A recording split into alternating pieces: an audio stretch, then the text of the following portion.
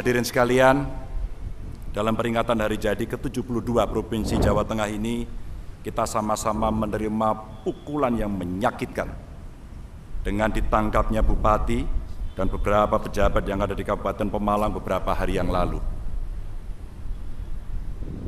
Ada noda yang terlempar ke muka kita, ada pengkhianatan yang kita terima pada hari yang mestinya kita merasa bangga dan bahagia. Sebenarnya apa sih susahnya untuk tidak korup? Kalau pengen kaya, ya jangan jadi pejabat. Sekali lagi saya ingatkan, siapapun Anda kalau ingin kaya jangan bermimpi jadi pejabat. Karena jabatan bukan jalan untuk mencari kekayaan. Ini adalah ruang pengabdian. Kalau Anda pejabat, berlakulah sewajarnya. Karena kita dituntut untuk adil sejak dalam pikiran, apalagi dalam perbuatan. Silakan diingat saat kita bersumpah ketika dilantik untuk menerima jabatan ini. Bukan lagi nama anak, bukan lagi nama istri atau orang tua, tapi nama Tuhan yang kita sebut. Demi Allah, saya bersumpah bahwa saya akan memenuhi kewajiban saya sebagai kepala daerah dengan sebaik-baiknya dan seadil-adilnya. Di sana juga disampaikan akan memegang teguh Undang-Undang Dasar 45 dan menjalankan segala undang-undang dan peraturannya dengan seluruh-seluruhnya, serta berbakti pada masyarakat, nusa dan bangsa. Sesuatu yang sangat jelas sekali. Jika Tuhan saja diingkari, apalagi yang mau didustakan? Bapak Ibu, saudaraku sekalian, saya cuma bisa mengingatkan, apapun pekerjaan kita, mari kita jalankan sebaik-baiknya. Jaga kehormatan. Jangan lantas karena punya jabatan membuat kita lupa daratan. Kadang saya malu ketika melihat ketulusan dari kerja seorang petani, melihat kegigihan para kuli bangunan, menyaksikan ketelitian para penyapu jalanan, dan beberapa kita lihat masih banyak sebenarnya ASN-ASN yang teguh memegang integritas. Beberapa hari lalu waktu ngobrol dengan petani bawang putih yang ada di Kabupaten Tegal, saya geregel Bapak Ibu. Bertahun-tahun mereka dihajar habis oleh bawang putih impor. Bertahun-tahun mereka tidak berdaya, tapi tetap saja mereka tidak ada yang menyerah. Mereka melawan sebisa-bisanya dengan pergi ke sawah, menanam sebanyak-banyaknya, merawat sebaik-baiknya, lalu panen, dan kemudian mereka kembali kalah. Keyakinan mereka sebenarnya cuma satu saja, bawang putih lokal akan kembali menemukan kejayaannya pada masa berikutnya. Karena pada masa silam sejarah itu pernah mereka torehkan. Karena kualitasnya yang sebenarnya jauh lebih baik. Kalau saudara-saudara kita para petani berani berjuang habis-habisan seperti itu, kita dosa besar Bapak Ibu jika cuma diam saja. Apalagi selama ini Jawa Tengah jadi provinsi dengan produksi bawang putih yang terbanyak secara nasional. Dan alhamdulillah, kemarin kita meluncurkan learning center bawang putih yang ada di Kabupaten Tegal, dibantu Bank Indonesia, IPB, dan pemerintah Kabupaten Tegal. Dan banyak kemudian dari kita yang berkontribusi untuk mensukseskan ini. Dengan pendampingan gotong royong seperti ini, kita harapkan bawang putih akan kembali menemukan masa-masa indahnya, masa-masa emasnya di tengah situasi dunia yang tidak menguntungkan. Bapak Ibu hadirin sekalian, itulah harga diri. Tetap berjuang meski terus tersakiti, bukan justru menyakiti yang sedang berjuang. Masih banyak sekali pekerjaan rumah yang mesti kita selesaikan. Ada infrastruktur, ada perekonomian, sosial budaya, sumber daya manusia, termasuk tentu teknologi. Apalagi pasca 2 tahun kita digerus oleh pandemi ini. Untuk infrastruktur umpama kita masih berikhtiar terus. Jalan misalnya, alhamdulillah 2.404 km jalan provinsi kita berada di 90% kurang lebih jalan itu baik kondisinya. Di musim kemarau ini perbaikan langsung kita genjot, minimal sampai akhir tahun kondisi jalan provinsi yang baik bisa kita dorong sampai 95%. Tinggal kita mengajak kawan-kawan bupati, wali kota, desa untuk merapikan jalan pada wilayahnya. Dan kami terus berkomunikasi dengan pusat agar jalan nasional yang ada di Jawa Tengah pun menjadi baik. Selain itu masih juga terus kita dorong percepatan pembangunan seperti jalan tol Semarang-Demak agar sekaligus bisa menghalau rob yang ada di kawasan Pantura di pesisir utara. Termasuk kemarin tanggul yang kita buat di Pekalongan dan kabupaten kotanya. Ini ikhtiar-ikhtiar kita Bapak Ibu. Sekali lagi kita mesti layani masyarakat dengan baik dan jangan khianati mereka. Dan mengapa infrastruktur ini menjadi begitu penting? Karena salah satu syarat utama pembangkitan ekonomi ya lewat pembangunan infrastruktur. Di Kabupaten Magelang kemarin misalnya saya tengok, tahun lalu kita serahkan bantuan gubernur kurang lebih 7/4 miliar untuk pembangunan jembatan. DPRD menyetujui, kami dengan Pak Wagub saling berganti tugas untuk bisa mengontrol semuanya itu. Dan disinilah kemudian betapa terasa jembatan tersebut jadi kunci lalu lintas menuju pasar yang ada di Senowo. Sekaligus jadi akses evakuasi seandainya Merapi mengalami batuk-batuk atau eksplosi. Begitu jembatan selesai dibangun, alhamdulillah pendapatan asli desa naik dan penjualan pedagang meningkat di sekitar sana. Pengungkit Bapak Ibu. Tapi yang perlu kita catat, pembangunan infrastruktur bukan sekedar soal keindahan atau kemegahannya, tapi seberapa besar dampak kemakmuran yang bisa kita rasakan pada masyarakat. Outcome. Ini belum lagi soal pembangunan bandara yang alhamdulillah untuk yang di Blora, yang ada di Purbalingga, seminggu sekali sekarang mulai kita uji coba. Mudah-mudahan ini juga bagian ikhtiar kita untuk membangkitkan ekonomi.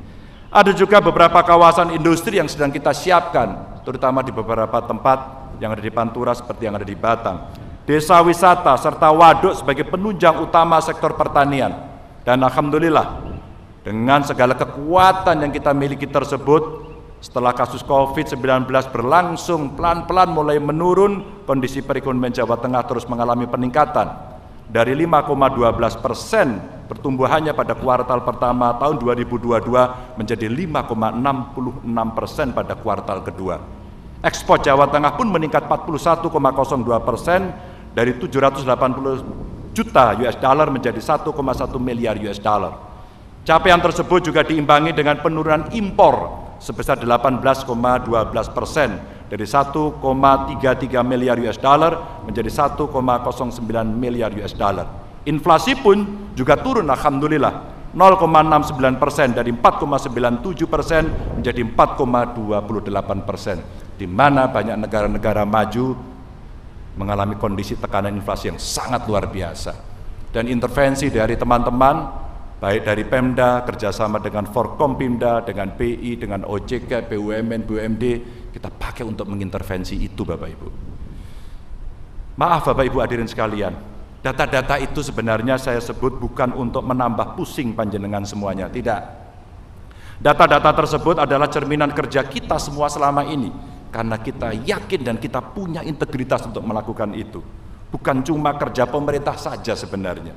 Ini adalah capaian kerja seluruh elemen yang ada di masyarakat. Ya, pedagang, petani, bupati, wali kota beserta seluruh jajarannya, guru-guru, karyawan-karyawan pabrik, ada juga pelaku UMKM yang sangat gigih, pengusaha, penjaga-penjaga kafe. Ada juga teman-teman kita sopir, tukang ojek, pegiat wisata, dan siapa saja yang berjuang untuk perbaikan keadaan. Mereka mencoba itu semuanya. Bagi saya kerja keras itulah kado terindah dalam perayaan Hari Jadi Jawa Tengah yang ke-72 ini. Tapi Bapak Ibu hadirin sekalian, sak bejo bejaning wong lali, isih bejo wong kang eling lan waspada. Meski terdengar klise, tapi itulah petuah yang paling baik agar kita jangan lupa untuk memperkuat diri. Pasca pandemi ini dunia bergerak semakin gila, volatility, uncertainty, semua terjadi hari ini. Kemajuan teknologi semakin cepat, komunikasi semakin tak terbatas dimensi, persaingan hingga perselisihan gampang terjadi. Hati-hati. Bukan hanya level keluarga, tapi juga level antar negara. Kita tidak tahu setelah peperangan di Rusia dan Ukraina ini masihkah akan berlanjut kepada negara-negara yang lain. Kita berdoa, mudah-mudahan tidak. Itulah apresiasi kita ketika Pak Presiden kemarin datang ke area pertempuran, agar berharap negara-negara damai karena kondisi dunia sedang tidak baik. Tapi yang kita tahu saat ini dunia mengalami gejolak yang sangat luar biasa. Harga pangan naik, energi naik, dan ini memicu kenaikan segala macam barang produksi, terutama harga-harga. Sehingga mau tidak mau, setiap negara juga akan terkena imbasnya. Mari tetap eling lan waspodo agar kita bisa melakukan lompatan besar ketika negara-negara lain tidak bisa melakukan banyak pekerjaan. Yang petani, ayo jangan cuma jadi petani biasa-biasa saja. Yang pelaku UMKM, pengusaha tambak, nelayan, guru, pelajar dan mahasiswa, ayo kembangkan apa yang saat ini kita punya. Para ilmuwan, silakan untuk turun gunung membantu. Ini adalah momen yang tepat untuk kita semakin erat bergotong royong mencapai kemajuan dan kemakmuran. 2 hari kemarin saya di Jakarta, bahkan sampai pada hari Minggu pun kita semua bertugas, Pak Presiden bertugas. Karena lembaga riset beras internasional, IRI, yang berpusat di Filipina, memberikan penghargaan kepada kita sebagai negara yang sangat tangguh, yang sangat kuat dalam ketahanan pangan. Dan itu kado terindah yang dimiliki karena kita mampu melakukan itu. Makasih untuk kawan-kawan yang sudah berkontribusi. Ketika dunia tengah mengalami krisis pangan, kita punya potensi besar untuk menjadi lumbung pangan dunia. Bukan cuma beras, potensi pangan alternatif kita sangat banyak sekali. Kalau kita tidak punya gandum, kita masih punya porang. Kita punya jagung, Bapak Ibu. Kita punya ubi kayu, ubi jalar, singkong, bahkan sagu. Kita yang punya. Terima kasih kawan-kawan dari luar Jawa Tengah yang sudah hadir dengan baju adatnya ya, yang kita menunjukkan kita bersaudara, kita kuat, Bhinneka Tunggal Ika, jalan ada di sini. Terima kasih.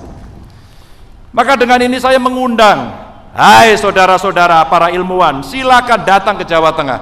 Ayo gotong royong untuk membangun pertanian pangan alternatif. Saat ini Jawa Tengah cuma bisa memproduksi jagung 3,5 juta ton per tahun, memproduksi singkong 3 juta ton, ubi jalar 140.000 ton, dan saat ini kita juga menggenjot pertanian sorghum yang produktivitasnya bisa mencapai 9 ton per hektar. Ayo, jangan-jangan keterlibatan dari para ilmuwan akan bisa mendongkrak produktivitas kita. Dan seringkali pada saat yang sulit pasti kita akan minta bantuan TNI Polri, karena inilah yang bisa kita lakukan secara bersama-sama dengan komando yang bisa kita berikan. Serta tentu saja menggenjot porang yang di 4.000 hektar lahan yang tersebar di seluruh Jawa Tengah. Optimalisasi produktivitas dan potensi pangan alternatif yang ada di Jawa Tengah ini bukan cuma bisa kita gunakan untuk memperkonsumsi dalam negeri, tapi pasar ekspor Bapak Ibu sangat-sangat terbuka untuk kita garap. Ayo, kita mesti gotong royong untuk mengelola dan mengoptimalkan seluruh potensi itu. Inilah momen yang sangat tepat untuk mewujudkan kedaulatan pangan yang bisa kita lakukan. Dan kita tunjukkan bagaimana kita bisa berdikari dalam bidang ekonomi, dan tentu kita bisa mengejawantahkan kepribadian kita dalam kebudayaan seperti hari ini. Bapak Ibu yang sangat saya hormati, kesempatan emas ini tidak akan datang 2 kali. Pilihannya cuma 1. Kita mau jadi yang biasa-biasa saja, atau kita mau menjadi adidaya yang luar biasa. Itu pilihan, dan itu butuh keseriusan, kerja keras, dan menjaga integritas. Kencangkan tali sepatumu, kuatkan ikat pinggangmu, kita akan berlari kencang mulai hari ini. Semoga kita senantiasa mendapatkan kekuatan untuk terus berbuat baik. Terima kasih. Salam sehat, salam semangat untuk semuanya. Assalamualaikum warahmatullahi wabarakatuh.